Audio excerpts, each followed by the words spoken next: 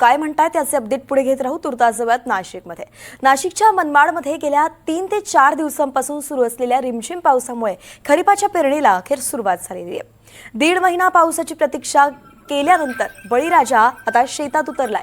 पाऊस रिमझिम असला तरी पेरणीसाठी पोषक वातावरण आहे आणि म्हणून आणखी उशीर न करता शेतकरी पेरणीची लगबग करतोय. पण मोठ्या पावसासाठीची प्रतीक्षा अजून सुद्धा कायम आहे. म्हणून मनमाड जवळच्या शिंगवे शिवारातलं हे सध्याचं दृश्य आपण जे पाहतोय, तरी देखील मोठ्या पावसाची प्रतीक्षा असली तरी पेरणीला मात्र शेतकऱ्यांनी सुरुवात केलेली आहे. तर याच शिवारातून सविस्तर आढावा घेतलेला आहे आमचे प्रतिनिधी निलेश वाघ यांनी. पाहूयात.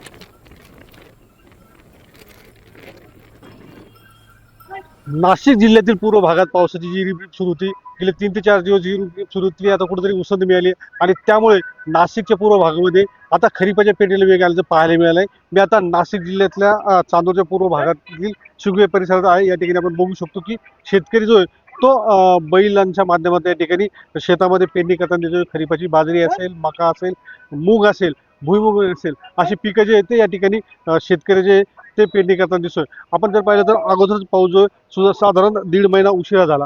त्यानंतर पावसाची जी थोडीफार रिपरिप आली, त्या रिपरिपीवर शेतकरी जो आहे तो आता पेरणीला लागलाय आणि शेतकऱ्यांची पेरणी जी त्यापुढे आता अशाच पद्धतीने सुरू होईल आणि पुढच्या काळामध्ये जे पेरणीचा जो हंगाम जो आहे तो आता सुरू होईल आणि शेतकरी पूर्ण पेरणी करून घेतील.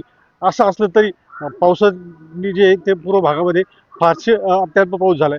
अजूनही मोठ्या पावसाची अपेक्षा जी ती शेतकऱ्यांना या भागात कायम आहे. निलेश वाघ, NDTV मराठी, मनमाड, नाशिक.